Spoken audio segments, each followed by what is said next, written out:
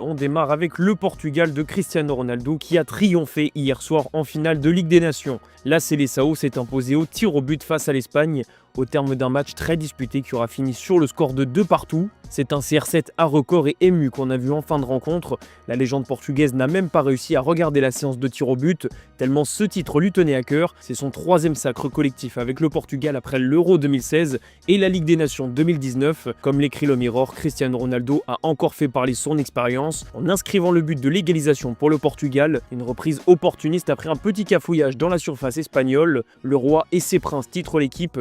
40 ans ou pas, Cristiano Ronaldo reste le patron et le leader de cette formation. D'ailleurs, le Corriere dello Sport explique bien que c'est un Portugal au nom de Cristiano Ronaldo qui l'a emporté. Les années passent, les générations aussi, mais il y a certaines choses qui ne changent pas, comme voir Cristiano Ronaldo gagner des titres avec le numéro 7 dans le dos. Il est bel et bien toujours en vie, ironise la presse espagnole, qui n'avait plus l'habitude de voir des exploits de Cristiano depuis qu'il a quitté le Real Madrid. CR7 leur a rappelé quelques mauvais souvenirs hier soir. En Espagne, l'heure est au regret. À 11 mètres de la Nations League, titre le journal AS, l'Espagne a perdu pied à Munich dans un match qu'elle a longtemps maîtrisé et où elle a mené à 2 reprises. Mais hier soir, la magie est partie des pieds de Lamine Yamal. Le crack de 17 ans n'a jamais été en mesure de vraiment inquiéter la défense portugaise. La faute à un Nuno Mendes des très grands soirs. Le latéral du PSG est au sommet en ce moment, une semaine après la victoire en Ligue des Champions. Abola écrit même que Nuno Mendes a mis Lamine Yamal dans sa poche. Il faut dire que le Portugais a été monstrueux défensivement et tout aussi important devant avec un but et une quasi-passe décisive sur l'égalisation. L'homme de Munich, comme l'appelle le quotidien L'Équipe, a confirmé qu'il avait changé de statut ces derniers mois, mais surtout énormément progressé dans le secteur défensif, un détail qui a parfois pu être défaillant chez lui.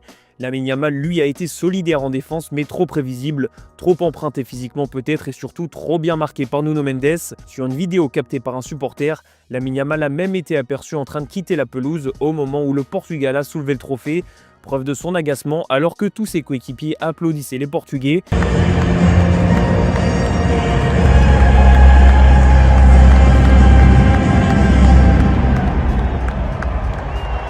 Malgré tout, l'ailier du Barça a pu apprécier la déclaration de Cristiano Ronaldo après la rencontre. Il va remporter de nombreux titres, collectifs comme individuels. Il n'a que 17 ans et c'est un phénomène. Je vous demande de le laisser tranquille parce qu'il aura une très longue carrière. En parlant de longue carrière, Cristiano Ronaldo a annoncé lui-même qu'il serait toujours à Nasser la saison prochaine. Avant cette finale à suspense de Ligue des Nations, on a eu droit à un France-Allemagne pour la 3e place.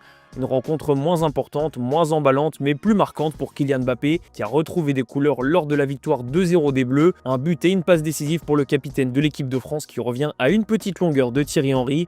Une performance plutôt convaincante de l'attaquant du Real Madrid qui confirme son retour à un très bon niveau, même si Mbappé a conscience qu'il a encore beaucoup de marge. Il ne pardonne pas, titre Marca pour souligner la prestation du numéro 9 madrilène, de bon augure avant la Coupe du Monde des clubs. Kylian Mbappé s'est d'ailleurs exprimé en conférence de presse sur sa jolie performance. Ça fait du bien de recommencer à marquer, même si j'étais pas très inquiet, parce que je suis quand même l'un des meilleurs buteurs de l'histoire de l'équipe de France. Donc je savais que ça allait revenir. Maintenant, c'est des choses qui peuvent arriver. On en parlait beaucoup et je pense que c'est bien. Ça prouve le respect qu'on a sur le joueur que je suis quand je marque pas. Et quand je recommence à marquer, je suis content, l'équipe est contente et je pense que vous aussi, si je dis pas de conneries. Et moi aussi. Au passage, Mbappé a parlé du Ballon d'Or, il a déclaré ceci: le Ballon d'Or, ça dépend pas de moi, ça dépend de pas mal de paramètres. Si je le gagne, tant mieux, sinon tant pis. Vive les vacances, écrit de son côté l'équipe. Ce succès ne va pas changer grand chose, mais il a le mérite de redonner de la confiance aux hommes de Deschamps et d'avoir pu tester quelques nouveautés. Loïc Badé, Malo Gusto et Ryan Cherki étaient titulaires hier et chacun a pu tirer des enseignements de cette première. Solide défensivement, les 2 premiers seront sûrement amenés à rejouer très vite sous le maillot bleu.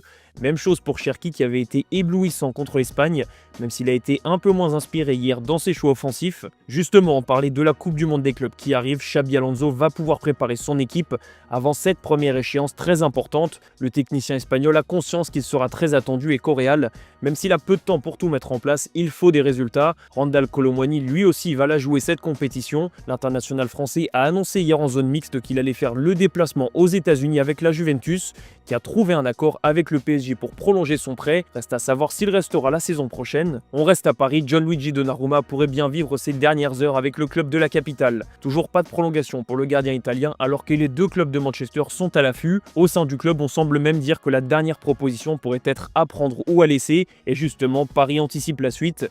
Le Parisien affirme que le PSG pense très sérieusement à Lucas Chevalier pour succéder à Donnarumma, mais le dossier va être compliqué parce que Lille attend 70 millions d'euros. Chevalier vient de prolonger et il a toujours clamé son amour pour la Première Ligue. On file en Italie où la Gazzetta dello Sport déclare sa flamme à Claudio Ranieri d'Italie.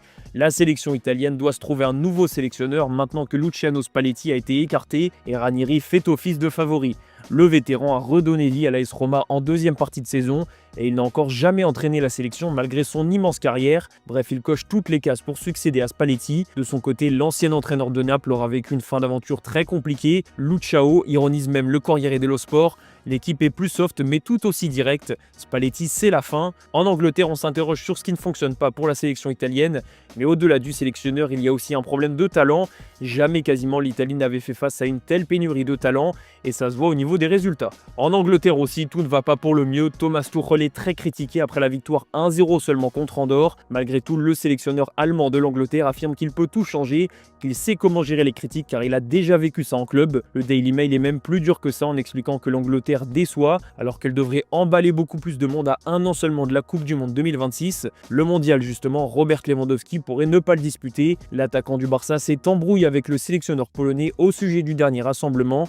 Il a perdu son brassard, ce qui ne lui a pas plu. Résultat, Lewandowski a annoncé qu'il ne jouerait plus en sélection tant que Mischa Probiers est en poste. Et on parlait du Barça, Frenkie de Jong a déclaré qu'il se voyait déjà prolongé avec le club catalan. Ça fait déjà une bonne nouvelle pour les Barcelonais en vue du mercato qui s'annonce très important. Voilà, c'est la fin de cette revue de presse les amis. Merci de l'avoir